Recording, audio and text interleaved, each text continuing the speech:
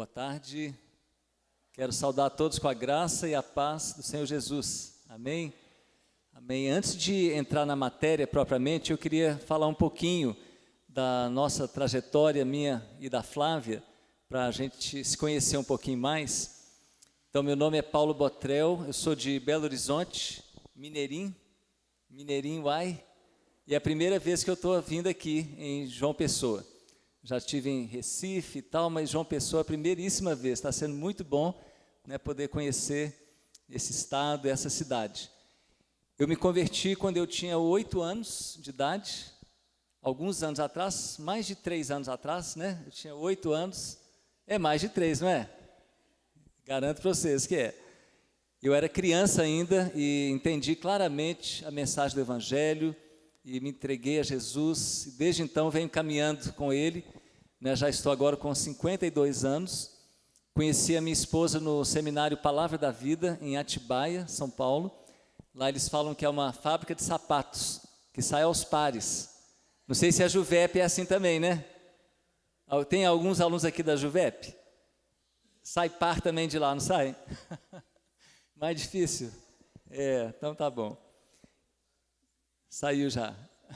E com a Flávia eu já estou casado há praticamente 28 anos e temos uma filha chamada Melissa, que está com 21, fazendo o curso de psicologia lá na Federal em Belo Horizonte. Ela nasceu em Brasília, a Flávia nasceu no interior de São Paulo, em São João da Boa Vista, e eu em BH. Então, mineiro, uma paulista e uma brasiliense. O meu chamado, ele foi assim, muito claro, quando eu era bem jovem. Eu fui desafiado a consagrar minha vida totalmente a Deus no acampamento da Mocidade para Cristo, naquela famosa noite da fogueira, e aí coloquei meu gravetinho do mato ali na fogueira, simbolizando minha vida, e a partir daquele momento que eu fiz isso, Deus começou a colocar pequenos desafios na minha vida, de evangelizar no bairro, evangelizar nas praças, né, de fazer um clube bíblico no colégio onde a gente estudava. E aí, na época do vestibular, acabei fazendo um ano de engenharia civil, me via como missionário ali no campus, mas quando eu pensava na profissão, eu não me enxergava como um engenheiro. Ali eu trabalhava com a ABU, Aliança Bíblica Universitária, junto com a MPC também, mas pensando na profissão, eu não conseguia ver graça, né, para a minha vida. E aí começou um conflito muito grande, e eu pedi a Deus, então, para mostrar o que Ele tinha para a minha vida. Se era para ser um engenheiro, então que Ele colocasse um gosto no meu coração pela engenharia, mas se era outra coisa, que Ele me mostrasse claramente. Foi quando a gente fez uma viagem do pessoal da igreja, da Batista Central. Eu sou de lá desde os meus 15 anos, Batista Central de BH, e aí fomos para o seminário Palavra da Vida, para conhecer. E ali Deus falou muito claro, através de um missionário da MEVA, é o Paulo Silas, xará, né, do Paulo Silas ali, trabalha com a tribo Yanomami, o subgrupo Sanumá, ali na fronteira com a Venezuela, na aldeia de Auaris.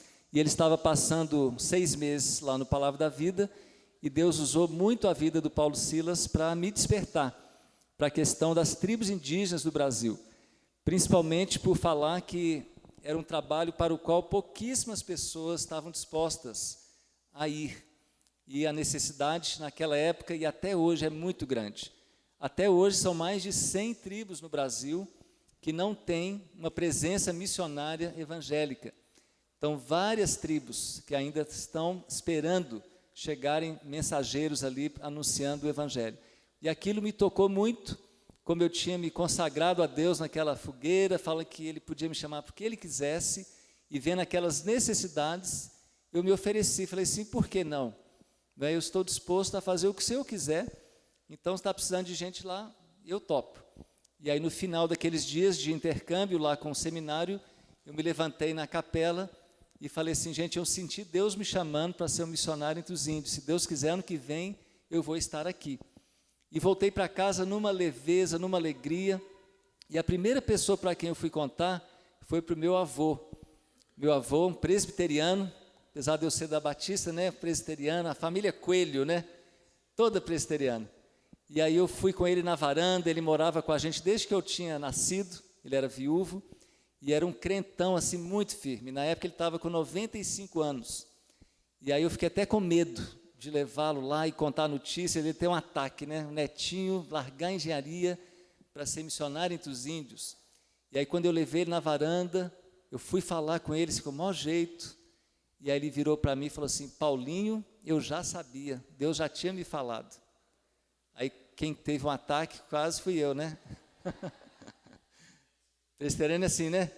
E aí ele me deu uma lista tão legal, na letrinha dele assim, com várias referências bíblicas, para mostrar assim: olha, Paulo, se alguém quiser te demover do seu chamado, fica firme, leia esses textos da Bíblia, tudo de cor, né? Ele botou um monte de referência lá, e aí eu fui ler, né?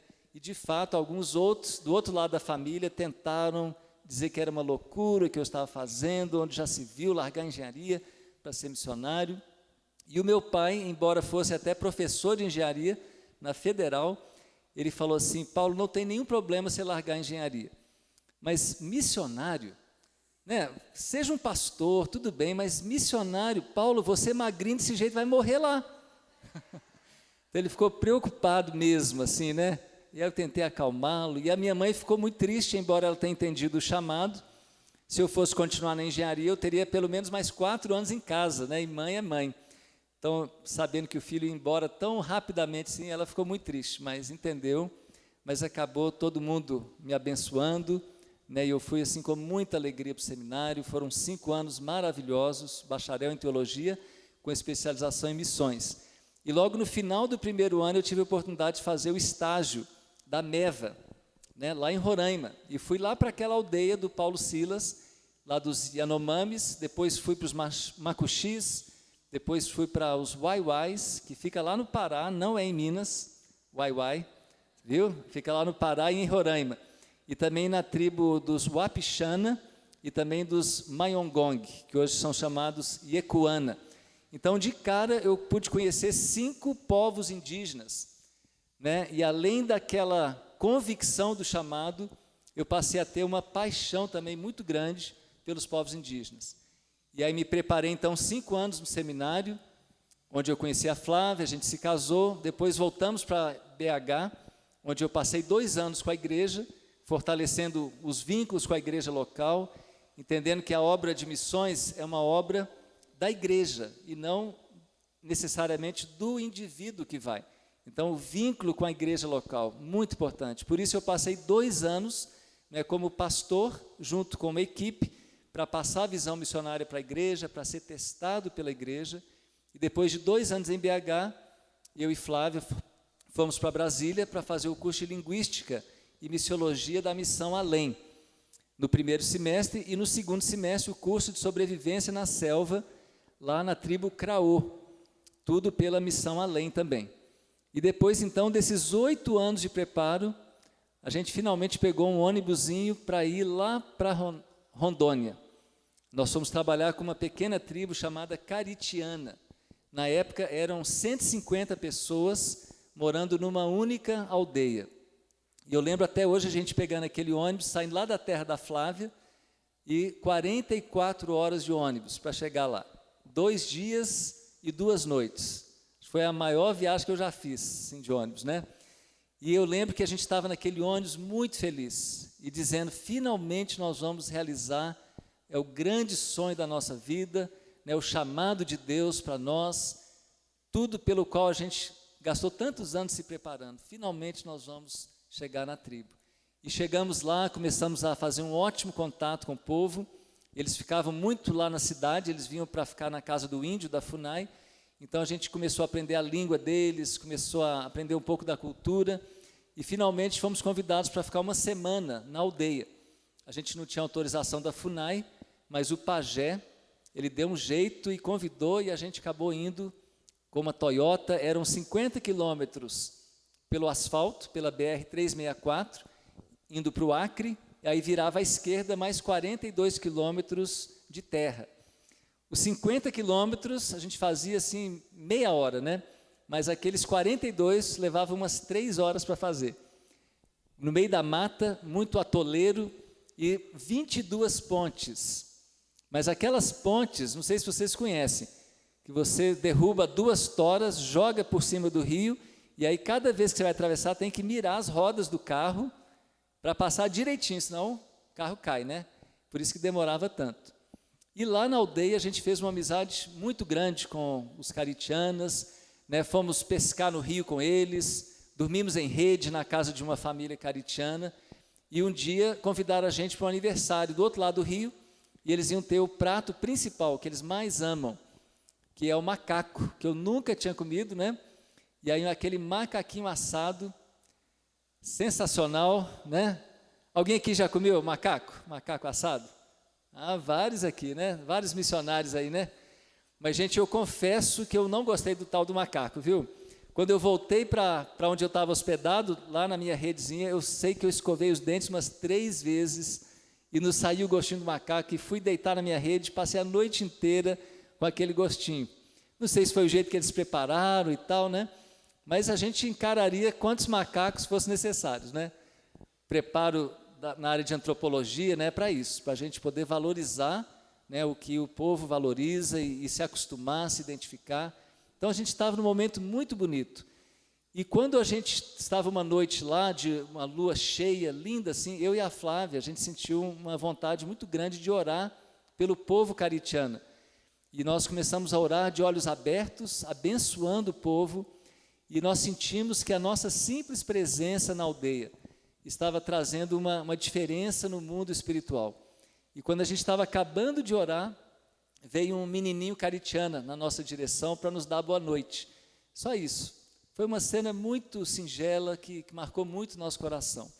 E o nosso plano era ficar lá na aldeia, né, 40 anos, 50, e traduzir a Bíblia para eles, e plantar a igreja do Senhor Jesus no meio deles, treinar líderes, e era esse o nosso sonho. A gente ia construir uma casinha na aldeia, íamos passar o resto da vida lá. Esse era o nosso sonho, nosso plano. Mas, infelizmente, a minha esposa começou a ficar muito doente logo que nós chegamos. Ela começou a ter muita diarreia, muito vômito, e toda hora dizia que queria ir para São Paulo, porque ela tem um irmão que é médico, e quem é de São Paulo acha que tem que ir para São Paulo, né? Fora de São Paulo não tem solução, né? E aí eu, como mineiro, falei assim: Flávio, imagina, cada ameba que a gente tiver, a gente vai ter que ir para São Paulo, não é possível, né? Vamos ficar aqui. E aí fomos em vários médicos, vários hospitais, nós tínhamos o plano da Unimed, então não tinha razão de ir para São Paulo. Só que ela foi só piorando, piorando, piorando, e ela foi ficando mais magra, né? Foi ficando assim, neurótica, sabe, apavorada com tudo, tomando muito antibiótico, e depois de 4 meses, ela tinha emagrecido 14 quilos. Ela brinca que essa foi a parte boa da história. Mulher sempre quer emagrecer, nunca vi isso, né? E ela nem precisava, porque já era bem magrinha. Então, ela realmente ficou um caquinho, gente. Ficou um caquinho mesmo, né? 14 quilos a menos, e perdeu o brilho nos olhos, aí começou a dar sapinhos na boca, nos olhos, por causa dos antibióticos, e aí eu fiquei assim apavorado com aquilo. E tudo para ela era doença, ficava na cama, nem cozinhava mais, e eu não sei cozinhar, eu estava emagrecendo também, imagina. Eu emagrecer não pode, né? Mas estava ficando mal demais, né? Aí um dia eu falei assim: não é possível, nós vamos ter que pedir ajuda. E aí eu liguei para minha sogra, só numa hora dessa que você chama a sogra para morar com você, né? Mas aí eu chamei: Dona Jovita, por favor, né? A Flávia está muito mal, acho que a sua vinda aqui vai ser ótima. E a Dona Jovita pegou as economiazinhas dela, pegou um avião e foi lá para Porto Velho. Quando nós fomos buscá-la no aeroporto, ela deu aquela melhorada. E eu falei: vai funcionar, remedinho aqui, mamãe, vai ser excelente, né? E aí foi ótimo o dia. Quando chegou de noite, todos os sintomas de novo. Diarreia, vômito, taquicardia. E aí ela chegou para mim, às 10 da noite, e falou assim: Paulo, se eu for embora para São Paulo com a mamãe, será que eu vou estar pecando contra Deus? Será que nós vamos estar errando? Aí eu falei assim: olha, Flávia, nessa altura do campeonato, eu prefiro errar, né, deixando você ir, a errar, forçando você a ficar mais ainda, que ela estava por um fio mesmo. Aí ela falou assim: Paulo, então eu vou embora agora mesmo, 10 da noite. Aí eu falei: como assim, Flávia? São 10 da noite, como é que você vai embora agora? Ele falou: Paulo, eu sei que tem um avião que sai daqui de Porto Velho a 1h da manhã. Aí falei, como é que você sabe disso? Falei assim, Paulo, desde que eu cheguei aqui, eu ouço esse avião todas as noites e fico doidinha para entrar nele e para ir embora daqui. E eu nunca tinha ouvido esse avião, nunca. Dormia tranquilo. Aí falei, então tá bom, Flávio, então vamos embora, pegando as coisinhas dela, corremos lá para o aeroporto, e ela estava tão mal que o pessoal do aeroporto não queria deixá-la embarcar. E aí eu expliquei, mas é exatamente por isso que ela precisa ir, porque já se esgotaram todas as chances aqui, não tem mais, ninguém descobre o que ela tem, ela precisa ir.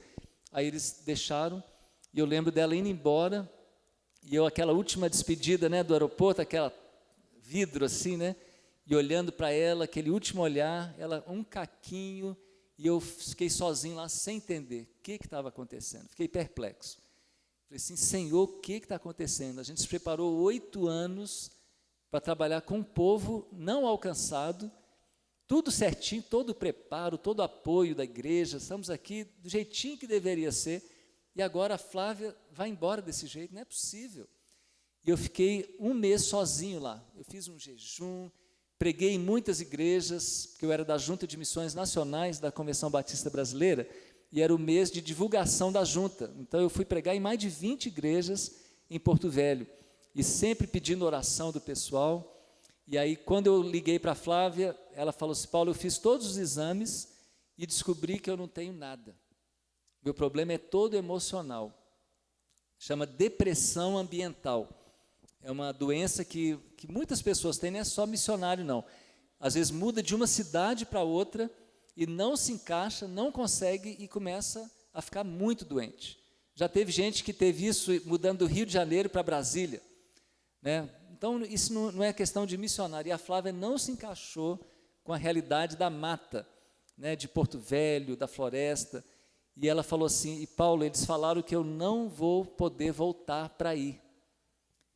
Aí eu fiquei naquele silêncio, assim, Flávia, então não sei o que nós vamos fazer, porque daqui eu não saio. Durão, missionário durão, né? Não, eu tinha uma convicção tão grande, falei, não, daqui eu não saio. E aí o tempo foi passando e tal, 2 semanas depois, no outro telefonema, eu na maior esperança, que agora ela estava ótima e já ia voltar, e aí perguntei, e aí Flávia, você engordou um pouquinho? Aí falou assim, engordei sim, Paulo, engordei 200 gramas. Aí falei, não, o negócio está mais sério que eu pensava, né? E aí eu liguei para o nosso pastor, o pastor Paulo Mazzoni, e falei com ele a situação, ele já estava acompanhando por alto, e aí ele falou assim, Paulo, você vem embora agora, que o seu lugar é do lado da sua esposa, você não tem nada que ficar aí sozinho. E aí então, humildemente, catei minhas malinhas, peguei aquele ônibus, 44 horas, lá para São João da Boa Vista, terra da Flávia. Aí encontrei ela deprimidíssima numa cama, não conseguia nem levantar, nem para tomar banho direito, e cheguei assim com muita sensibilidade, né, e falei assim, Flávia, você não está vendo que precisa ter fé? A gente tem que voltar para lá, e Satanás está tirando do campo, não é possível, maior sensibilidade, né? E ela falou assim, Paulo, eu não tenho como voltar para lá, eu não posso. Falei, Flávia, a gente tem que voltar, você tem que ter fé, você não está vendo que é o inimigo, que está tirando a gente do campo, não é possível. Falou, Paulo, eu não tenho como voltar para lá. Assim, Flávia, a gente tem que voltar, nem que seja para a gente morrer lá, nós temos que voltar. Aí falou assim, Paulo, se Deus quiser me matar, que Ele me mate aqui, mas para lá eu não volto nunca mais. O negócio foi feio demais, gente. Aquele dilema. Aí chegou a época da gente voltar para Belo Horizonte, encarar a igreja. A igreja tinha feito uma festa de despedida, naquela época eram 400 membros. Hoje a igreja adotou a visão celular, são mais de 8.000 membros, uma coisa impressionante. Mas eram 400 na época, fizeram lá um bolo de despedida, e a Flávia dizia que a única coisa que ela conseguia ver era aquele bolo de despedida. Maior vergonha.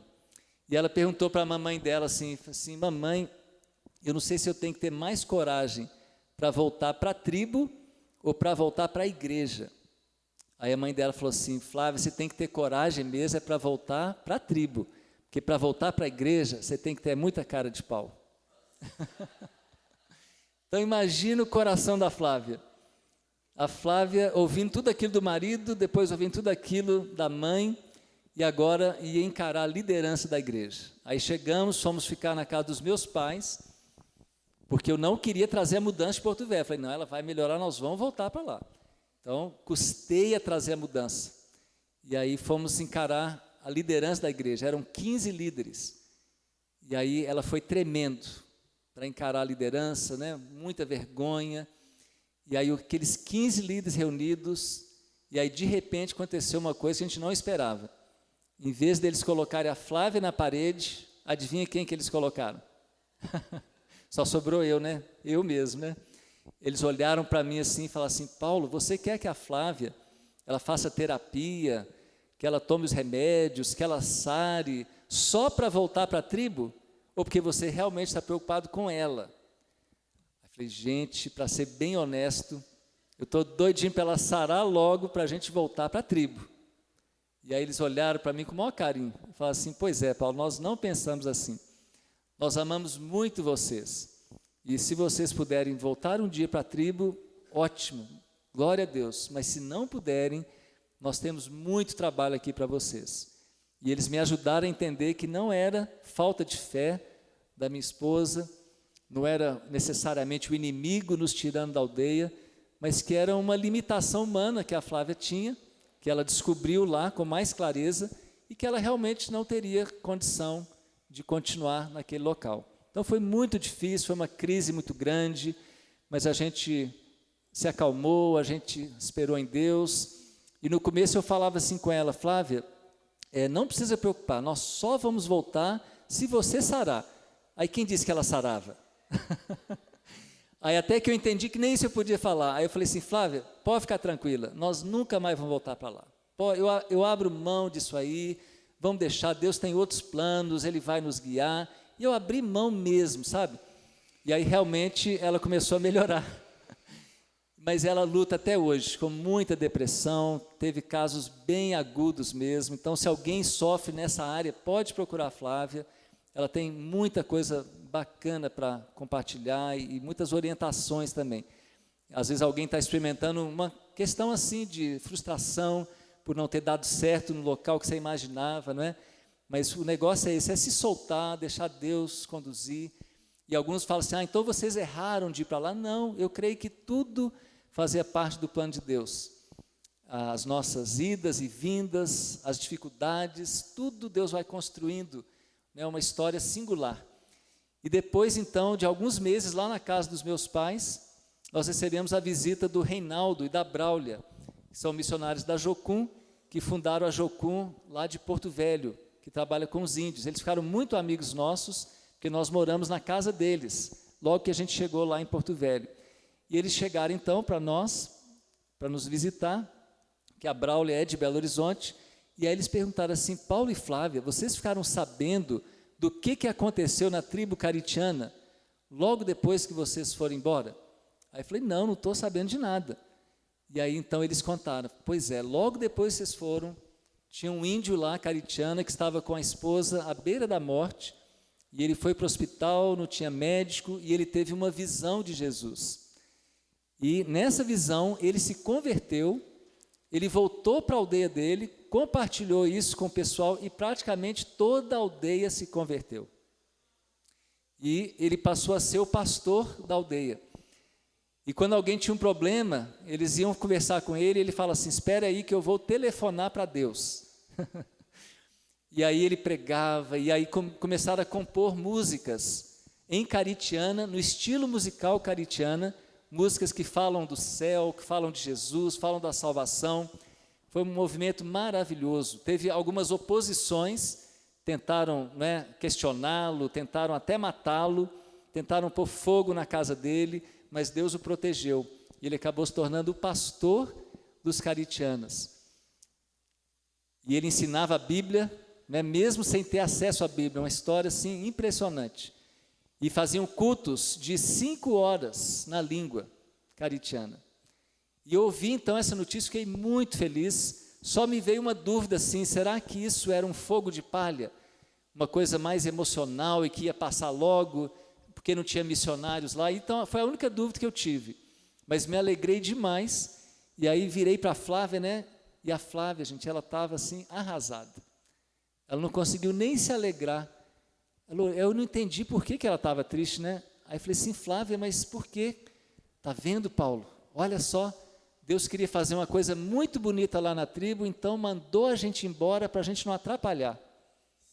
Essa é a visão da pessoa que está em depressão, vê tudo negativo. E eu já sou mais otimista, né? Falei, que isso, Flávio, imagina, você não acha que o que aconteceu lá tem a ver também com as nossas orações? A gente esteve lá orando, a gente levou um monte de gente a orar pelo povo caritiana, né? Eu creio que não foi do nada que aconteceu isso, eu creio que isso também é resposta das nossas orações, mas ela não conseguia ver assim. E aí, cada ano que passava, eu tinha alguma notícia, meio vaga, do que estava acontecendo na aldeia. Notícias ótimas, nessa época eu morava em Brasília, e sempre uma notícia. Aí, um ano lá, mais ou menos uns 9 anos depois, recebi a notícia que um casal da tribo caritiana tinha saído de Rondônia e tinha ido lá para a Chapada dos Guimarães, para o centro de treinamento AMI. Tem até alguns aqui, né, que trabalham lá. E aí eles tinham ido lá para se prepararem, para ajudar o trabalho que estava acontecendo já na aldeia. E aí eu achei super legal aquilo e tal. E aí, um ano depois, aliás, no final daquele ano, eles já tinham uns 10 anos que a gente tinha estado na aldeia, eu recebi um convite para ser preletor da conferência de final de ano lá na Chapada dos Guimarães. Porque o pastor Rinaldo tinha sido convidado, ele não podia e ele me indicou. E eu fiquei tão feliz, gente, com a possibilidade de rever alguém da tribo caritiana, que eu respondi na hora que eu topava, nem orei, né? Estava tão claro assim que eu tinha que ir. E aí eu fui tal, todo feliz, cheguei de madrugada lá, dormi poucas horas na casa lá do seu S, da dona Trude, e aí de manhãzinha saí para ir para a capela. E aí eu não sabia onde era a capela, eu ia ser o primeiro a pregar. E aí eu perguntei para a missionária, onde que é a capela? Aí ela falou, está vendo aquele casalzinho que está atrasado ali, eles estão correndo para lá? Eles vão te levar lá. E aí ela gritou o nome deles, Fernando, Cecília. E aí quando ela gritou o nome deles, meu coração começou a disparar, porque era exatamente o casal caritiana. Nisso eu já fiquei muito emocionado. Falei, gente, de todas as tribos que estudo aqui, justamente o casal caritiana é que vai me levar na capela. Pelo menos eu achei que ia ser, né? Mas eles não deram a menor bola para mim. Eles continuaram correndo de costas, nem esperaram, e aí eu tive uma ideia. Aí eu gritei um negócio na língua deles. Eu gritei assim, Moramonassat, que significa, qual é o seu nome? Não é porque eu queria saber o nome deles não, viu gente? É porque era uma das poucas coisas que eu lembrava da língua, né? Mas quando eu gritei isso, eles pararam de correr na hora. E aí eles ficaram me esperando, assim, encucados, né? E aí quando eu cheguei diante deles, eles olharam para mim e falaram assim, mas como você sabe a nossa língua? Eu falei assim, aprendi com vocês. Como assim com a gente? Aonde? Lá na aldeia de vocês, lá perto de Porto Velho. Aí eles não lembravam de mim, de jeito nenhum. Aí nós entramos para a capela, aí estávamos ali no primeiro banco, e o Henrique Terena, eu acho que estava dirigindo louvor, na época, acabou de entrar ali, olha o Henrique ali.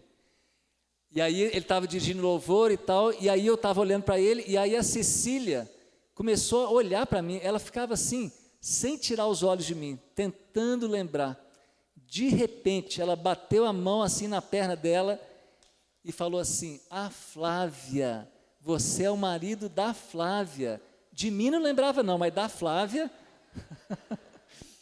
E aí ela lembrou, né, da gente e tal, aí ela virou para trás e apontou uma menina de 9 anos, falou, você está vendo aquela menina lá atrás? Aquela é minha filha, e ela chama Flávia, por causa da sua esposa. Aí eu comecei a chorar, fiquei muito emocionado, chegou a hora de eu pregar, e aí eu subi lá e não conseguia pregar, só chorava. Aí eu tive que explicar para a turma por que eu estava chorando tanto, né? Foi uma emoção muito grande. E aí, quando acabou a parte da manhã, o Fernando e a Cecília me convidaram para almoçar com eles no refeitório. E aí eu fui para lá com eles, e aí ela me contou que ela era filha do senhor que tinha tido a visão de Jesus. E aí ela foi me contar, gente, em detalhes, a respeito da visão, que na verdade não foi uma visão, foi um arrebatamento. diz que o pai dela estava lá no hospital e de madrugada, meia-noite, apareceram 2 homens de branco e falaram assim: nós viemos levar você para você conversar com o chefe. E aí ele falou: mas eu não posso, minha esposa está aqui morrendo. Não, nós viemos para levar você para conversar com o chefe. E aí diz que eles colocaram ele no meio de uma espécie de barra de cristal e os 2 homens de branco do lado, e diz que aquilo começou a subir igual um elástico, e foi subindo, subindo, subindo, subindo, e chegou lá no céu, e ali eles andaram por várias encruzilhadas, muitos detalhes muito bonitos, mas finalmente chegaram na casa do chefe. Diz que era uma casa branca, muito bonita, muito brilhante, e aí uma porta se abriu automaticamente e uma voz lá de dentro convidando ele para entrar.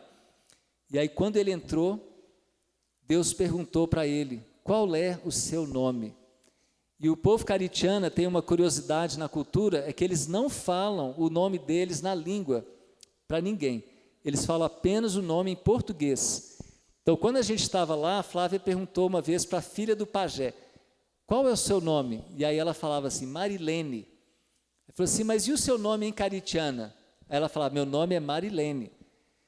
Aí ela falou: mas você não está entendendo, eu queria saber na sua língua caritiana. Meu nome é Marilene. Ficava brava assim, né? Aí a gente entendeu que tinha um tabu em torno do nome. Eles não falam o nome, eles têm um medo, né, de que, falando o nome, um espírito maligno pode vir, tomar a pessoa, o espírito da pessoa. Então é uma coisa bem forte mesmo, né? E aí Deus perguntou para ele: qual é o seu nome? E aí o que vocês acham? Ele falou na língua ou em português? Na língua? Que nada, nem para Deus. Ele falou em português mesmo. Ele falou assim: meu nome é Luiz Francisco. E aí Deus falou com ele assim: por que você está me dando um nome que não é o seu nome? O seu nome é Talgadna. E quando você era criança, o seu nome era Pan-Abma. Então eles têm um nome na infância e um nome na idade adulta. E Deus estava mostrando para ele: olha, eu te conheço, eu sei muito bem quem você é, você não precisa ter medo de mim. E aí a Cecília lá no refeitório pegou um grãozinho lá de farinha, aquela farinha dura, né, do norte, botou na palma da mão e falou assim: aí Deus falou com meu pai: você é como esse cisquinho aqui, você pertence a um povo muito desprezado, um povo pequeno, e você dentro desse povo é um homem muito desprezado, ninguém te dá valor, e eu tenho visto o seu sofrimento. Eu sei que você perdeu um irmão atropelado, eu sei que você perdeu um irmão assassinado, e eu sei que você está se preparando para se vingar do seu irmão. E ele tinha comprado uma espingarda, e ele ia matar a pessoa que tinha matado o irmão dele. E aí Deus falou assim com ele: eu tenho visto o seu sofrimento, mas eu quero fazer de você um profeta no meio do seu povo. E aí mandou ele fazer uma coisa muito estranha, né? Mandou ele abrir a boca e engolir 8 bolinhas, como bolinhas de cristal. E eu entendi que aquilo era a palavra de Deus. Igual Ezequiel, quando Deus mandou Ezequiel abrir a boca e comer o rolo do livro. E ele então comeu a palavra, e depois de um tempo voltou para a terra, encontrou a esposa lá, os médicos conseguiram diagnosticar, ela foi tratada, foi curada, está viva até hoje. E ele se tornou então o pastor daquela aldeia. Então foi um reencontro assim maravilhoso. E aí alguém chegou lá no refeitório e falou assim: Paulo, a Flávia ligou lá de Brasília, pediu para você ligar de volta. E aí eu falei: Cecília, vamos lá para você falar com a Flávia.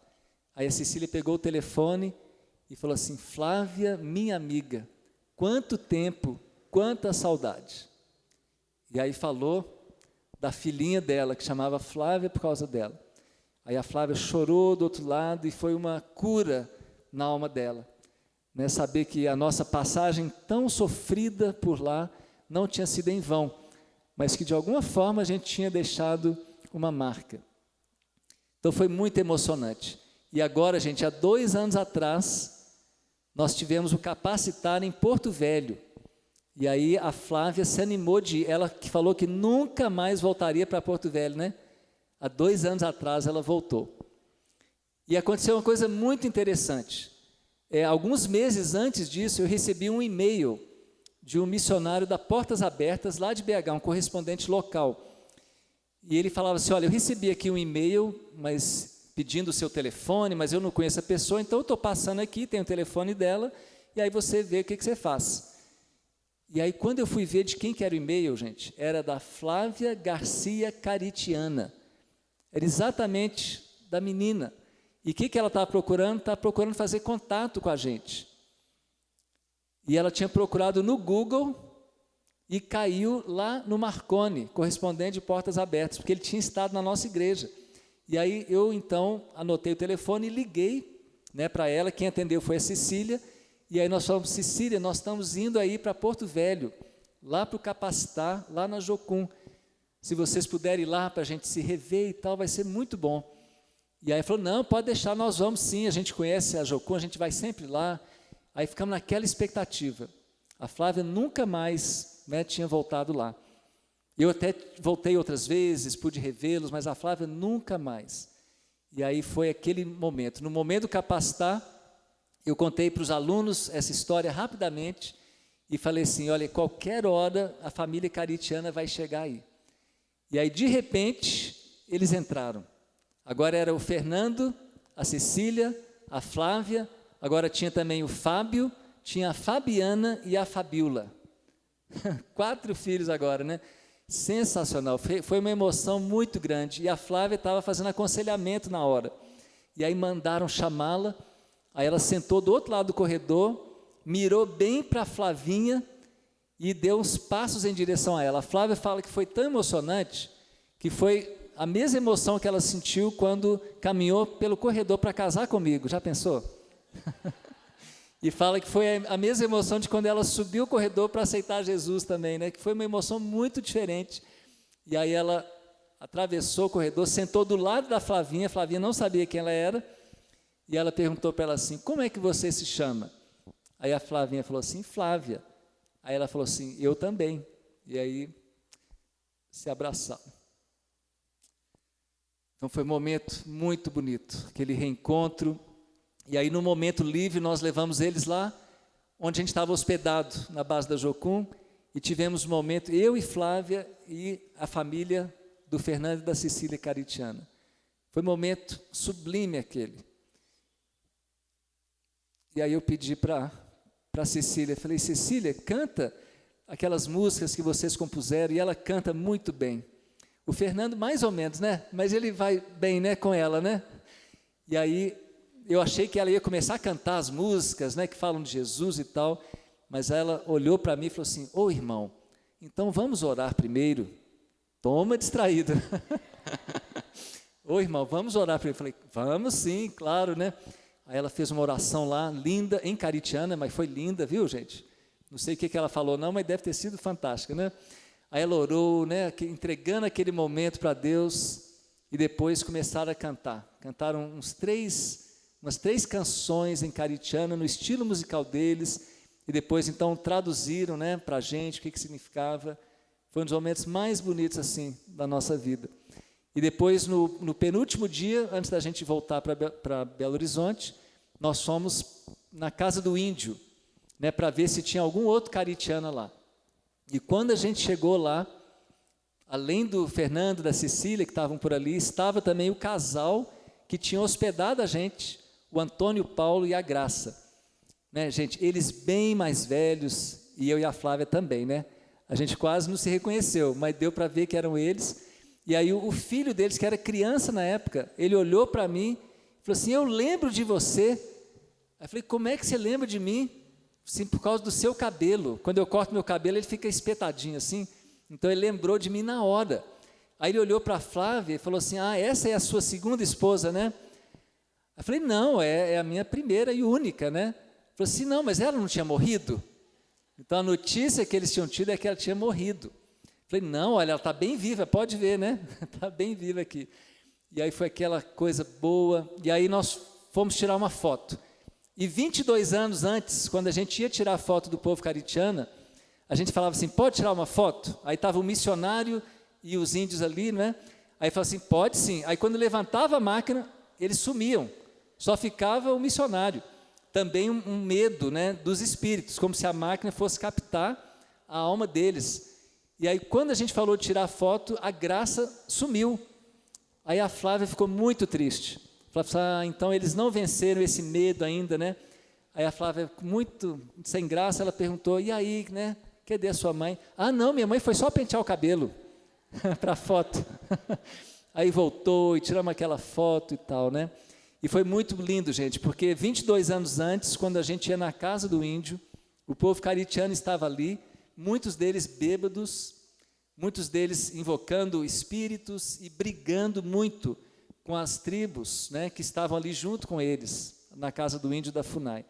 E dessa vez, quando a gente chega ali, né, um clima assim de muita paz, muita tranquilidade, e aí a gente então falou assim, vamos fazer então uma oração aqui, e aí apesar de eu ser batista, eu oro mais presbiterianamente, tranquilo assim, né, e aí demos as mãos e tal, aí comecei a orar bem tranquilo, agradecendo, de repente, todos começaram a orar ao mesmo tempo, bem pentecostal, e em línguas ainda, né, quer dizer, caritiana, né, mas todo mundo orando, foi aquela festa. Aí eu fiquei conhecendo o tal Gadna, o homem que teve o arrebatamento, que era o pai da Cecília, que eu não tinha conhecido na época, e a esposa dele também. Então, essa história, gente, é uma coisa assim muito singular. E o que me chama muita atenção nisso é o amor de Deus. Sabe assim, o amor de Deus por um povo muito desprezado. Até, infelizmente, pela maioria das igrejas, que pensa assim, por que nós vamos investir tanto, né, para mandar um casal para trabalhar com um povo tão pequenininho? Não é melhor mandar para grandes multidões? Então, a visão de muitas igrejas é muito baseada em números. Então, é um povo realmente bem desprezado. Mas o que a gente sentiu? Não para Deus. Né? Deus ama aquele povo, a tal ponto de ter mandado missionários para lá que não puderam ficar. Antes de nós também, outros tentaram, foram expulsos pela FUNAI, mas agora Deus então chama um para si, né, e coloca a palavra dele, faz dele um profeta, e alcança praticamente o povo todo com o seu evangelho. Mas nós também percebemos o amor de Deus por nós, porque tudo isso podia ter acontecido, e a gente nunca ter ficado sabendo.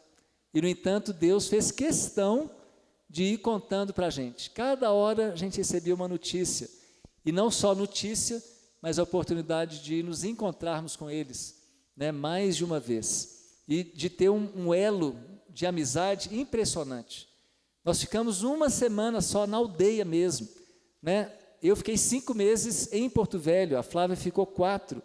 E, no entanto, uma ligação que é sobrenatural, de uma amizade assim muito especial. E eu sei que muitos de vocês teriam histórias bem parecidas para contar, né, de como Deus faz um vínculo, né, entre nós missionários e o povo, né, para o qual Deus nos chamou para trabalhar.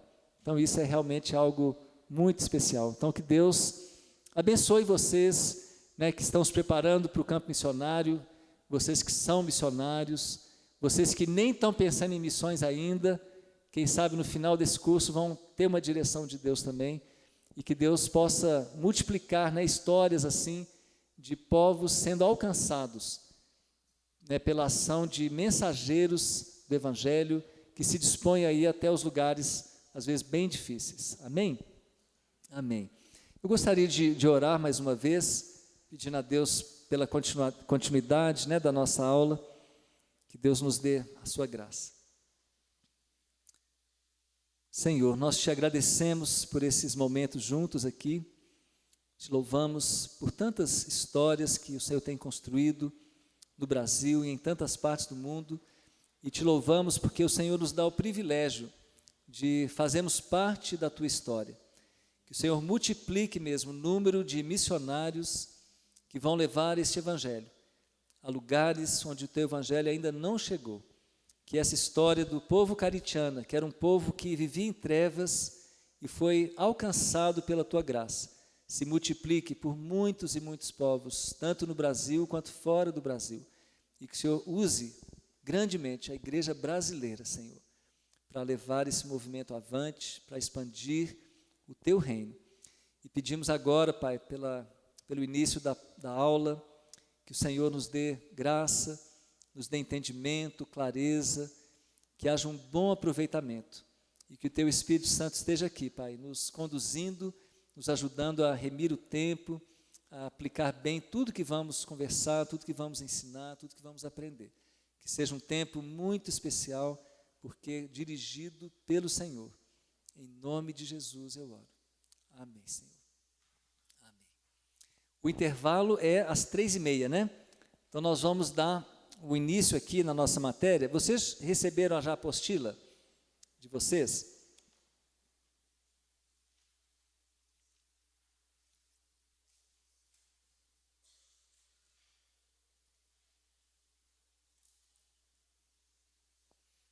Eu vou falar então um pouquinho sobre como vai funcionar o nosso curso. Aí vou só mostrar a folha de bibliografia que vocês têm aí e vamos então iniciar. Então, a primeira página tem aí o plano de curso. Então, nós vamos ver. Todos acharam?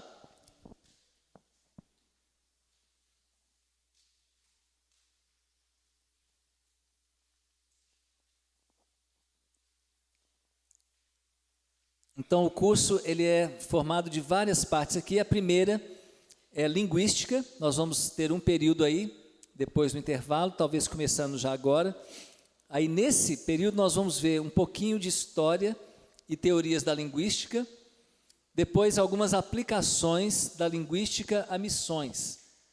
Qual que é a importância da linguística no campo missionário? Depois, talvez amanhã, a gente vai ver alguns conceitos básicos de linguística. Muita gente, às vezes, nem tem muita ideia do que seja exatamente a linguística. Então, nós vamos dar alguns conceitos básicos. Um outro tema é aprendizagem de línguas ou aquisição de línguas. Então, nós vamos estudar aqui 4 textos sobre os desafios do aprendizado de uma nova língua. Então, um texto chama Choque de Cultura, o outro Imersão Cultural, o outro Ciclo de Aprendizagem e o outro Níveis de Proficiência, que é uma tabela que mostra o avanço do aluno no aprendizado de uma língua. Outro tema vai ser gramática. E aí dentro de gramática nós vamos ter um período sobre morfologia, que é sobre a estrutura interna da palavra, e o outro período sobre sintaxe, que tem a ver com a oração. Depois, um outro tema aqui vai ser fonética. Fonética, nós vamos ter pelo menos 2 períodos. Vamos ver a definição de fonética. Vamos falar um pouquinho sobre anatomia e fisiologia do aparelho fonador. A classificação dos sons. Aí vamos ver os contoides, vocóides e semivocóides. Algumas modificações dos sons e os traços prosódicos. Aí nós vamos explicar direitinho o que significa cada um desses pontos aqui. E vamos ver um pouquinho só de fonologia. Então vamos ver uma definição, ver a questão dos contrastes em ambientes idênticos, distribuição complementar, a transcrição fonêmica e a formação de sistemas ortográficos. Então esse vai ser o escopo aqui da nossa matéria de linguística. Só uma questão antes da gente passar adiante, é pensar o seguinte, que essa matéria de uma semana de introdução linguística, o objetivo dela é simplesmente mostrar essa realidade da linguística. Então, ninguém deve sair do curso aqui achando que não precisa mais de linguística. Isso aqui é só para despertar uma curiosidade, talvez para alguns verem que tem a ver com linguística, ver que tem um talento especial. Nunca ouviram falar, mas vão ver que tem gosto para a coisa, porque Deus está levantando aí linguistas. Nós precisamos muito de mais tradutores da Bíblia, mais pessoas que vão fazer análise de línguas que não têm escrita. Então a ideia do curso é essa, é despertar o interesse, mostrar o que é de uma maneira mais panorâmica. Mas só para vocês terem uma ideia, por exemplo, fonética. Fonética nós vamos talvez ver aí umas 3 horas de fonética, talvez um pouquinho mais, umas 4h30. Só o curso de fonética, lá na LEM, em Brasília, que é dado logo no início do curso, é de 90 horas. 90 horas só de fonética. A Esther acabou de fazer, né, Esther? Ano passado, não foi? Como é que você está? Você já recuperou? Está viva? Está viva ainda, né? Então ela passou. É um curso realmente difícil, né? A parte da fonética, para vocês terem uma ideia, a minha esposa, a Flávia, quando a gente fez essa matéria de fonética, ela chorava quase todo dia. E no final do curso, eu me tornei professor de fonética e a maior alegria dela foi jogar tudo de fonética fora. Então não precisa ficar estressado, viu, gente? Assim, isso aqui são alguns que vão sentir que tem a ver, né, com essa área. Outros vão sentir certa dificuldade, mas vão sentir que é o chamado e vão se esforçar e vão dar conta. E outros vão ver que não tem nada a ver com você, não tem problema nenhum, né? Campo missionário tem várias áreas e nós somos um corpo, né? Então um atua numa área, outro atua noutra e tal. Aí a Flávia ficava muito sem graça, assim, né, de ter tido tanta dificuldade. Ela acabou conseguindo passar, ela estudava direto, ralava até, mas aí aconteceu um negócio muito engraçado, né? Uma vez ela pediu para eu guardar o sorvete na geladeira, e aí tinha uma geladeira branca e uma vermelha, e aí ela pediu, falei, qual, Flávia? Falei, a branca. Aí beleza, aí eu fui lá e guardei o sorvete. No dia seguinte a Flávia foi procurar o sorvete, não achou. Falei assim, Paulo, onde está o sorvete? Eu pedi para você guardar na geladeira. Então, eu guardei na geladeira branca. Eu falei assim, Paulo, mas eu não acho de jeito nenhum. Eu falei assim, está lá. Aí eu fui abrir, estava lá na geladeira. Mas onde tinha que estar, gente? Tinha que estar no congelador. Eu botei na geladeira, não falou geladeira? Eu botei na geladeira. Eu falei assim, Paulo, mas até uma criança sabe que sorvete tem que ser no congelador. Aí a minha mãe sempre falava assim, Paulo, como é que você pode ser tão inteligente para umas coisas e tão burro para outras, né? Então é isso, né? Não existe mais inteligente, menos, né? São as várias inteligências que tem. A minha culinária é zero à esquerda, viu, gente? Realmente eu morreria de fome se não fosse a minha esposa querida, viu? Então, gente, essa questão de dom, de talento, de identificação, alguns vão apaixonar por essa matéria, outros vão detestar, outros vão achar interessante, mas não vão querer ver nunca mais, né? Mas alguns vão ver que é isso aí, eu não sabia que existia isso, é isso que eu vou fazer com a minha vida. E aconteceu já em alguns cursos do Capacitar, de algumas pessoas que vieram, se apaixonaram, depois foram fazer além e estão trabalhando com isso, tradução e análise linguística. Outro exemplo, fonologia, nós vamos ver talvez 1h30 de fonologia. Lá na além são 120 horas de fonologia. Gramática nós vamos ver umas 3 horas. Também são mais ou menos 120 horas de gramática. Então, o que nós vamos ver aqui é só a pontinha do iceberg mesmo.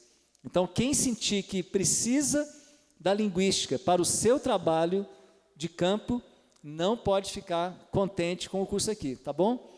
Aí vocês vão ter que ir para além ou para algum outro curso e se prepararem para valer. E é um curso sensacional, gente, o curso lá da além. E além não é só linguística. Tem a área de antropologia cultural, tem a área de educação, tem a área de tradução bíblica, aí tem sociolinguística e tem o sobrevivência na selva também. Curso espetacular. Ok, agora a bibliografia, tem aqui alguns dos materiais que a gente usa na apostila, então vocês podem dar uma olhadinha depois. É o material que a gente usou na época que dava aula lá no curso da além, de algumas matérias aqui. Alguma dúvida sobre o curso? Se der tempo, nós vamos fazer uma prova no final. Aí vocês estão torcendo para não dar tempo, né?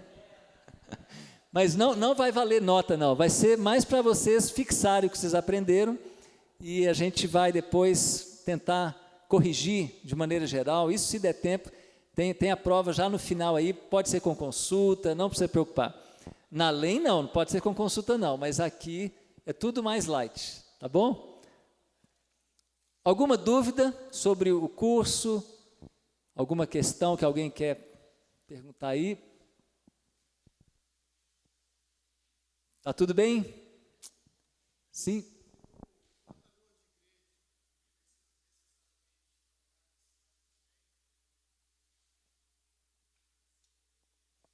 O plantador de igreja, se ele precisa trabalhar nessa área, depende onde ele vai plantar a igreja. Né? Por exemplo, o Ronaldo Lidório e a Rossana foram plantar a igreja entre os Concombas. Lá eles precisaram muito da área de linguística, porque eram só eles no meio do povo, era uma língua que não tinha tradução, e eles tiveram então que mergulhar nessa área, até para aprender a língua. Mas quando eu falar um pouquinho sobre as aplicações da linguística a missões, aí vai dar para entender um pouquinho mais por que às vezes a gente precisa da linguística. Agora, se você vai fazer um trabalho, por exemplo, no sertão nordestino, vai plantar igrejas aqui num contexto não tão transcultural, né, que você vai falar português mesmo, então realmente não é necessária. Essa parte é para a parte mais transcultural. E esse curso da LEM, que é o curso mais profundo, ele é fundamental se você for trabalhar com uma língua que não tem escrita. São chamadas línguas ágrafas. Porque se você for trabalhar, por exemplo, para plantar igreja na Rússia, então não é necessário fazer um curso desse. Porque aí o melhor é você fazer um curso de russo, porque já tem gramáticas, tal, tem vários planos de ensino de russo, né? Mas se você vai trabalhar com um povo tribal, seja no Brasil ou em outra parte do mundo, que não tem escrita, então esse curso é fundamental para você saber por onde começar.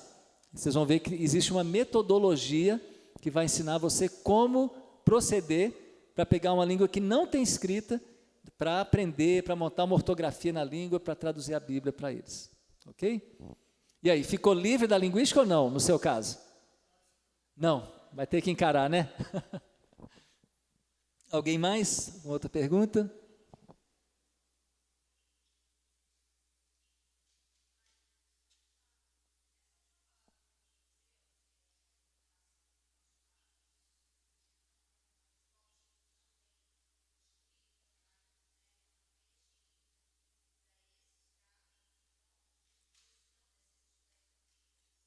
É o contrário. É no caso de povos que não têm língua escrita que realmente você vai precisar. Porque se o povo já tem a língua escrita, então você pode fazer um curso daquela língua. Entendeu? Você vai trabalhar na França, por exemplo. Então você vai aprender francês. Então você pode fazer um curso de francês. Então não precisa. Mas se você vai trabalhar, né, por exemplo, com o povo caritiano, vamos supor que não tivesse nada na língua, você teria que chegar do zero e aprender. Como é que você vai aprender uma língua que não tem nada, que não tem uma gramática para te ajudar? Então aí seria fundamental. Ajuda também, ajuda. Eu estou dizendo assim que não é fundamental, mas vai ser muito útil. Isso. Então, se alguém for trabalhar com outras línguas e tal, vai ser muito útil para qualquer língua. Só que às vezes é tão profundo que às vezes você vai ter um desgaste muito grande, talvez um pouco desnecessário, nesse sentido, mas que vai ser útil, vai demais. Viu?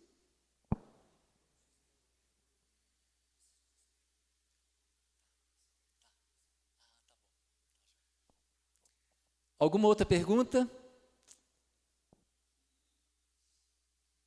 Ok, então vamos começar. Nós temos uns minutinhos, nós vamos dar início então. Vamos ver um pouquinho sobre história e teorias da linguística. Então, quando a gente pensa na palavra, por exemplo, a palavra, né, a linguagem, como é que foi o início da linguagem, né? Quem é que inventou a linguagem? Foi Deus, né? Às vezes a gente vem aquela mente lá do pessoal das cavernas, a teoria da evolução, né, nos contagiando, né? E a gente pensa então naqueles seres, né, primitivos ali batendo pedra e falando uga, uga, né? E começando, né? Aí aquela língua foi desenvolvendo, mas na verdade não é nada disso, não é? A palavra, ela foi desde o início, foi Deus que inventou a linguagem. E tem um texto lá em Gênesis 1, né, que fala que a palavra, ela já existia antes da criação do universo. Né? Em Hebreus fala que foi até através da palavra que tudo veio a existir. Então, como é que Deus fez o que Ele fez? Ele disse, haja luz, e houve luz. Então, a palavra, ela existe antes mesmo da criação do universo. Foi o instrumento através do qual Deus criou o mundo, e após a criação foi usada como veículo de comunicação entre dois seres inteligentes, entre Deus e o homem. Então a gente vê ali no Éden que Deus conversava com o homem. Conversava então através da palavra, da linguagem. O homem também usou a palavra para desenvolver uma classificação do mundo ao seu redor. não é, dando nomes aos demais seres viventes, e continua fazendo isso até hoje. Então essa tendência, né, do homem, essa habilidade dele de dar nome a tudo que existe. Então se ele cria algo novo, né, ele inventa algo, logo vai ter que ter um nome para aquilo. Então tudo tem um nome e tudo tem classificação, a gente consegue agrupar em categorias todas as coisas. Isso tem tudo a ver com a linguagem, né, com a palavra. Em Gênesis 11 tem uma alusão muito interessante à questão fonética, né, informando-nos, Gênesis 11 não, é da Torre de Babel, que faz referência, falando da origem de várias línguas, por ocasião da construção da Torre de Babel. Então alguns, né, que não são crentes, falam que isso aí é um mito, mas na verdade, linguisticamente falando, já tentou se provar que todas as línguas que existem vieram de uma única língua, né, que foi se desenvolvendo, mudando e tal, mas nunca conseguiram provar isso. Então essa história de Babel faz muito sentido, né, que até aquela época havia uma língua apenas, mas como é que surgiu essa diversidade de línguas? Foi realmente uma jogada de Deus. Não foi que uma língua foi transformando em outra e mudando e sofrendo alterações. Foi num momento Deus fez a confusão de línguas e várias línguas totalmente diferentes nasceram naquele momento. Então, Gênesis 11 fala sobre isso. E Juízes 12 é que faz essa alusão à existência de 2 dialetos entre as tribos israelitas. Vocês lembram dessa história? Do Sibolete e do Shibolete? Então, eram 2 tribos, né? Tinha os efraimitas e os gileaditas. E os efraimitas, eles foram mortos no Rio Jordão pelos gileaditas, porque houve aquela guerra civil entre eles, e os gileaditas montaram um esquema para descobrir quem que era gileadita e quem que era efraimita. E foi uma questão fonética. Eles falavam assim, fala então Shibolete. E aí o pessoal que era da tribo de Efraim não conseguia falar Shibolete, eles falavam Sibolete. É mais ou menos como o mineiro e o carioca, né? É exatamente isso, o mineiro chega no Rio, não querendo, né, passar por mineiro, então ele chega lá, né, no armazém e fala assim, me dá aí 2 pastéis. Aí o cara fala assim, de quê? Ah, de carne e palmito, uai. Aí estragou tudo, né? Então essa é a diferença, né? Mais, paz, né? Pastel, pastéis. Então aqui foi exatamente o mesmo som, Shibolete e Sibolete. Então o pessoal devia mostrar o objeto, que era, né? E aí fala, como é que chama isso aqui? E aí o cara falava Shibolete, aliás, falava Sibolete, e aí ele era morto na hora. Diz que morreram milhares de efraimitas, tudo porque não fizeram aula de fonética. Se tivesse feito aula de fonética, gente, eles tinham se safado, não é verdade? E, gente, a diferença entre s e sh é muito pequena, é uma questão de milímetros ali no céu da boca. Depois nós vamos ver sobre isso.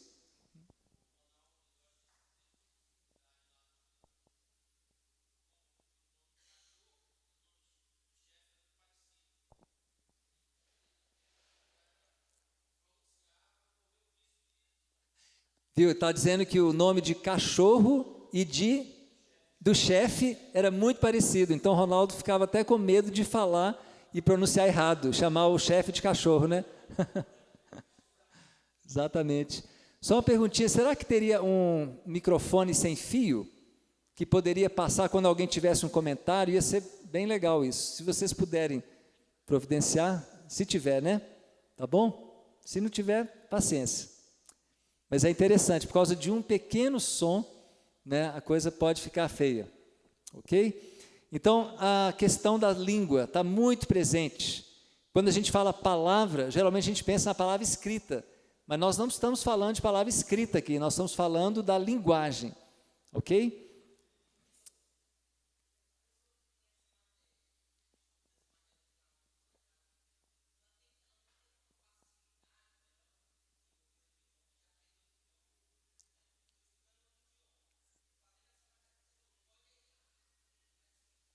Não, não. Por exemplo, se você quer fazer o curso da LEM para te ajudar no aprendizado de uma língua que até tem escrita, vai ser muito bom. Eu não estou querendo desencorajar ninguém de ir lá, porque vai ser uma beleza nas outras áreas também. Eu só estou dizendo assim, que quem for trabalhar com uma língua não escrita, aí não pode deixar de ir. Aí realmente é fundamental. Mas que vai ser uma bênção, de qualquer jeito vai. É porque não é só a parte de linguística também, tem todas as outras partes. São realmente muito, muito legais. Então vale a pena sim, viu? Eu estou vendo que vocês estão querendo ir para além mesmo, né? Então, sejam bem-vindos, vão mesmo, vai ser bênção. Agora falando um pouquinho do desenvolvimento da linguística, né, como ciência, como é que foi? Tradicionalmente, os filósofos gregos sempre foram o nosso ponto de referência. Então, Platão, 425 a 348 a.C., estabeleceu a conexão entre a palavra, que é a designação de um objeto, e o próprio objeto.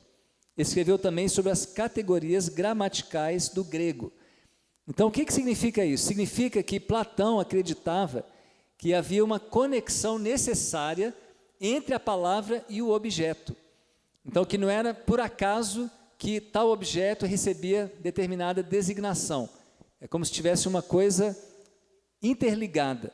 Só que depois veio Aristóteles, né, 384 a 322 a.C., que foi discípulo de Platão, que descobriu, ao contrário de Platão, não haver nenhuma conexão entre a designação e o objeto designado.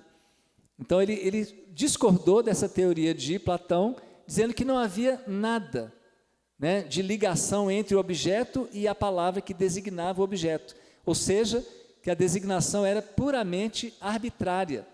E realmente faz sentido, não é? Você tem aqui, vamos pensar numa mesa. Então, a gente, né, dá ao nome daquele objeto de mesa. Mas em inglês não é mesa, é table. The book is on the table. Todo mundo já estudou isso, né? Então, table não tem nada a ver com mesa. Então, realmente não tem nada a ver. Outro exemplo interessante, a questão de masculino e feminino, né? O mar, a gente ama o mar. E aí, o mar é masculino ou feminino? Para nós é masculino, o mar, mas para os franceses é feminino. Eles falam la mer e não le mer. É la mer, né? Então é a mar. Mais romântico, né? Amar. Para nós é o mar. A mesma coisa do espanhol para o português, né? Árvore. Né? Árvore é masculino ou feminino? Para nós é a árvore, mas no espanhol é o árvore, não é isso? Como é que fala? É el árbol, não é isso? O árvore. Não pensaram? Aí a gente pensa assim, não, mas pelo menos a questão da onomatopeia, né? Aí sim tem a ver, onomatopeia, tem a ver com uma designação que tem a ver, né, a designação com o que está sendo escrito. Ok, como é que a gente faz que o cachorro late? Como é que é? Au, au, tem a ver, não tem? Só que o cachorro americano não fala au, au. Como é que ele fala? Fala ruf, ruf. Gente, olha só, pode ser até da mesma raça do cachorro aqui, mas o cachorro brasileiro fala au, au. E o cachorro americano fala ruf, ruf. Então já mostrou que também nem a onomatopeia é necessariamente ligada, né, à designação ao objeto descrito. Concordam comigo? Então, ou seja, é uma questão arbitrária, é uma questão de convenção. Eu resolvi chamar isso disso. Claro que não fui eu como indivíduo, mas uma comunidade passou a chamar um objeto de tal e ali ficou. E ficou consagrado, mas não tem então uma ligação necessária. Depois, outro nome, Dionísio Trácio, 300 a 150 a.C., escreveu a primeira gramática formal do grego, com menos de 400 linhas.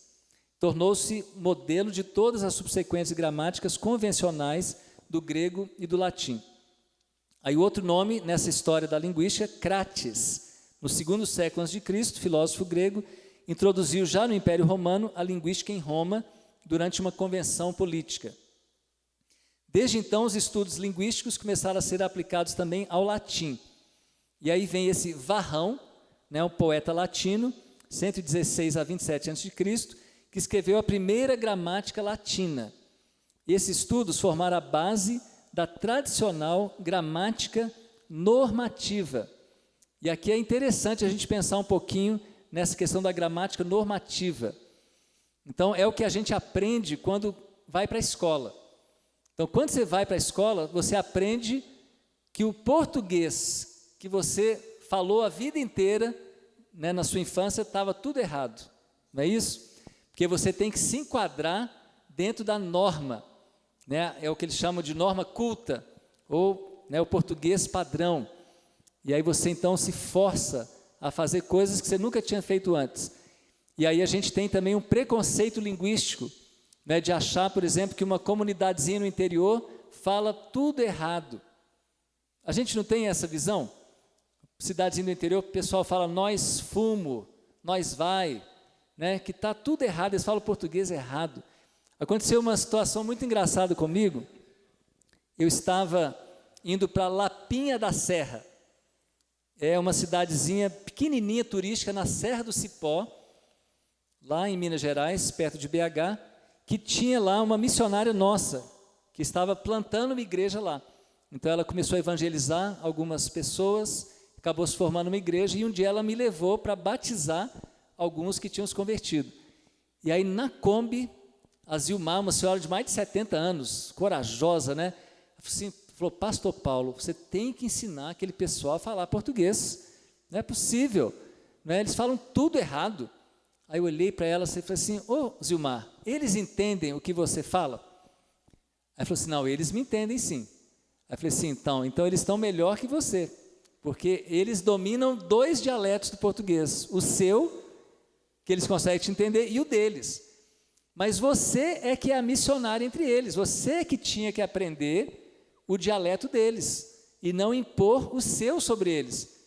Aí deu um nó na cabeça dela, ela nunca tinha ouvido falar disso, né? E aí, gente, para minha surpresa, quando eu chego na pousadinha, que a gente ia ficar, e chego no balcão, olha o que tinha em cima do balcão. Língua boa da Lapinha, um dicionário da língua da Lapinha, feita por um linguista. Então, um dicionário mostrando a riqueza daquela linguagem, daquela comunidade. E aí ele fala assim, a influência do Nhengatu, a Lurdinha que fala Nhengatu, né? Falava, né? Está enferrujado, né? Olha só, a influência do Nhengatu, português arcaico e outras línguas na cultura da Lapinha. E aí eu vou ler para vocês algumas palavras do dicionário, ok? E eu vou perguntar se vocês sabem o que significa. Vamos lá, hein?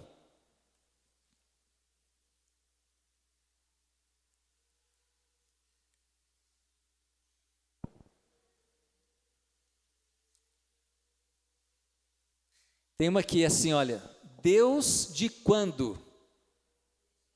Desde quando? Muito bem, Deus de quando? Outra aqui, distinção. Aí eu vou botar aqui uma frase para vocês pegarem o contexto. Eles falam então de um animal em distinção. Um animal em distinção. É assim que eles falam, é um animal em extinção, né?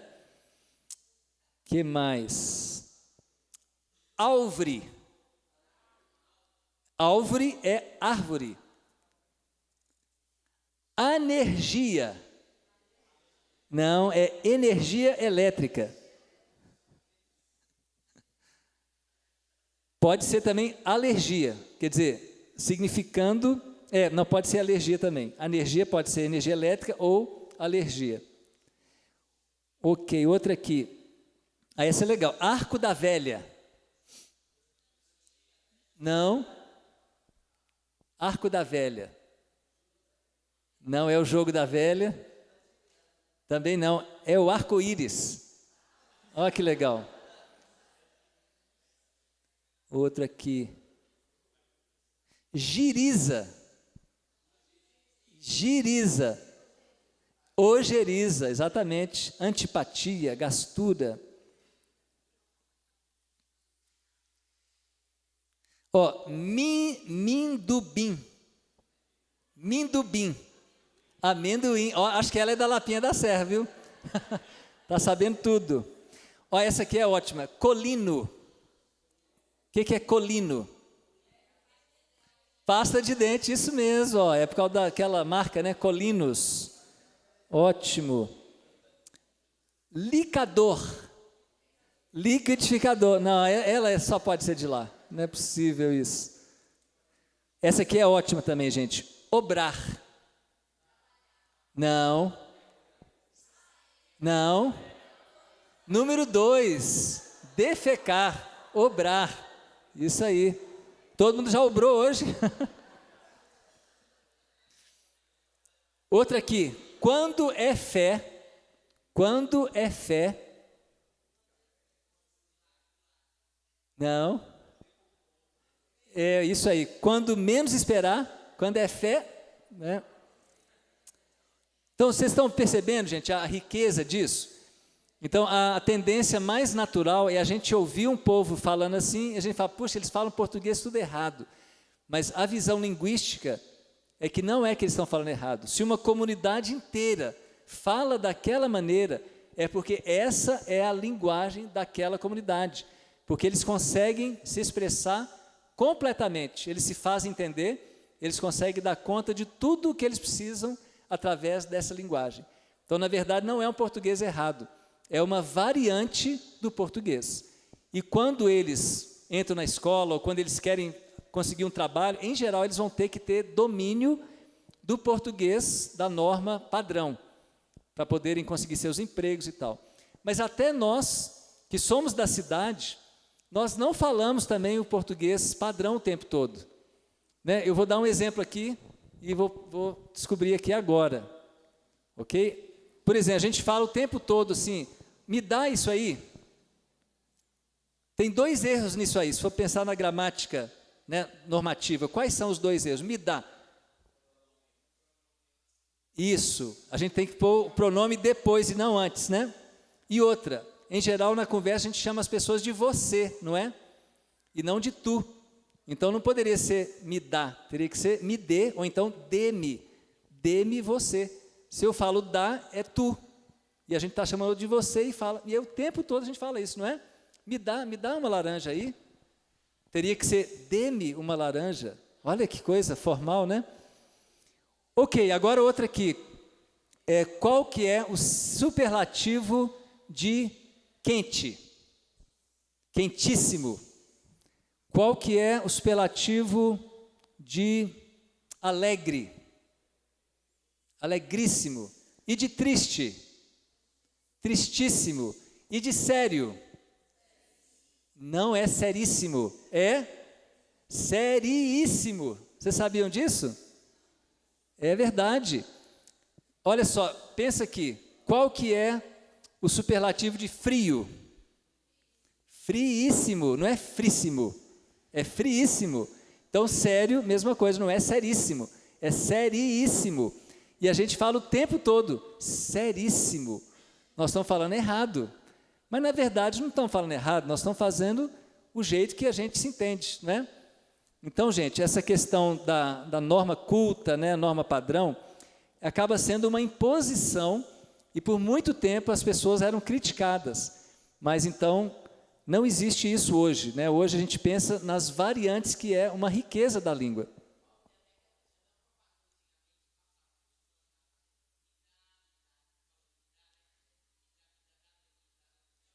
Me dá, exatamente, reforçando ainda mais a nossa linguagem. Me dá, danoninho, né?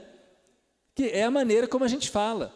Então, a gente fala diferente do que a gente escreve muitas vezes, né? Que é a linguagem do dia a dia.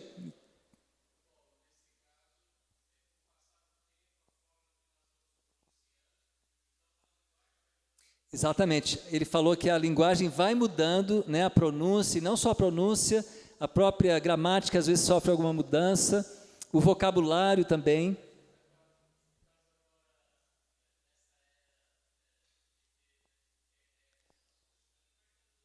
A internet, né? Tudo vai mudando, vai ficando mais cortado, mais objetivo, não é?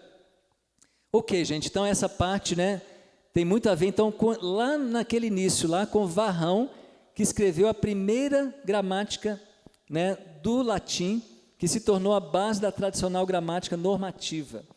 Aí, durante séculos, nenhuma importância se deu aos estudos das línguas dos povos chamados bárbaros, que também havia ali um preconceito, né, povos bárbaros. O interesse no estudo dessas línguas nasceu com os trabalhos de tradução da Bíblia. Então, olha só, essa análise dessas línguas, muitas delas sem escrita, começaram a ter um interesse por causa da tradução da Bíblia. Então, olha só a aplicação da linguística a missões, desde aquela época.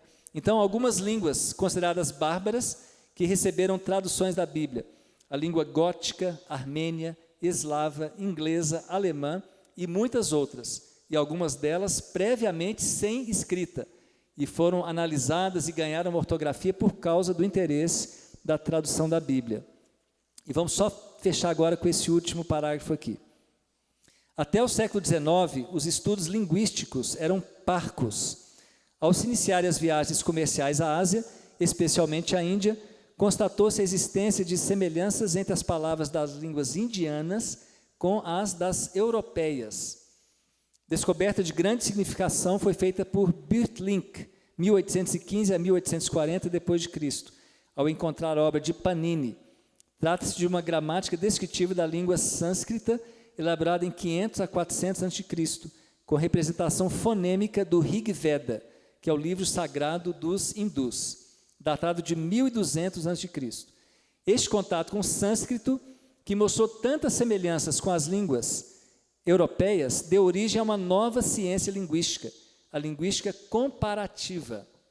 Comparando-se listas vocabulares, verificou-se a existência de repetição sistemática e mudanças regulares de sons. Essas mudanças e repetições sugeriram regras que permitiam a explicação e previsão dos processos modificadores atuantes nas línguas de origem comum.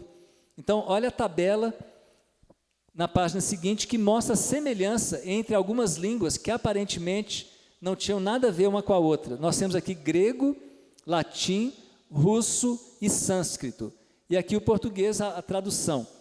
Então, você tem aqui a palavra mãe, por exemplo. Em grego, está aqui meter, em latim mater, em russo mat, em sânscrito mata. 2. Em grego duo, em latim duo, em russo dva, em sânscrito dval.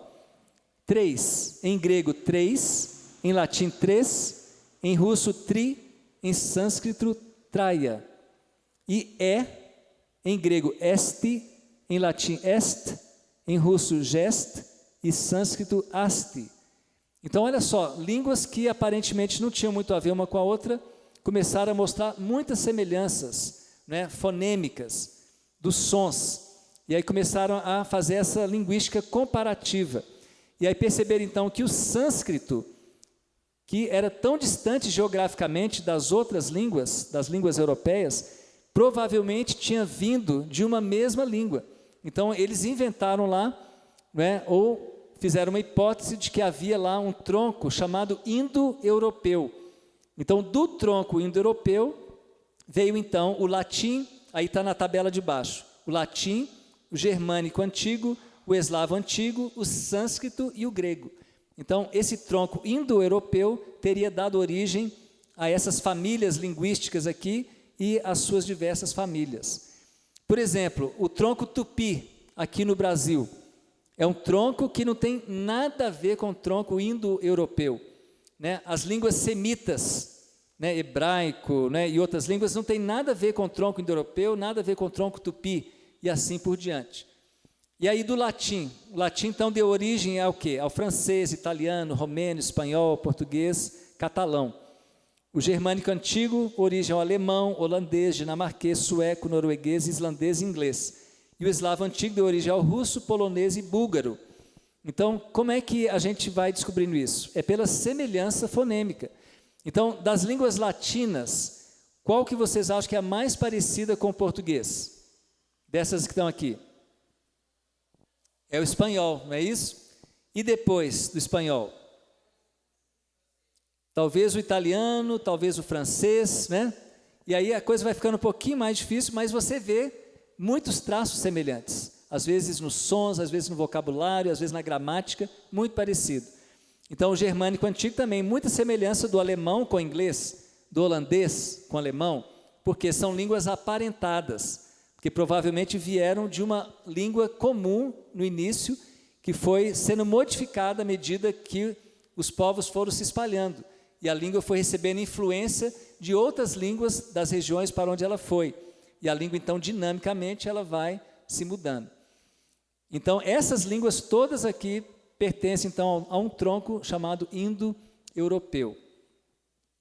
E aqui, só mais... Não, essa aqui nós vamos deixar para depois do intervalo, tá bom? Aí nós vamos continuar essa parte aqui. Então, vamos fazer um intervalinho, agora até às 4. 4 horas a gente retoma para fechar a tarde, tá bom?